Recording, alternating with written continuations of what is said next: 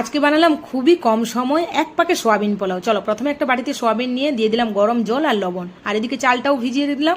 এরপরে 15 মিনিট পরে সোয়াবিনগুলোকে ভালো করে জল চুবড়ে কড়াতে তেলটা গরম হতেই সোয়াবিনগুলোকে দিয়ে হলুদের গুঁড়ো আর কাশ্মীরি লঙ্কার গুঁড়ো দিয়ে ভেজে সোয়াবিনগুলো তুলে নিলাম।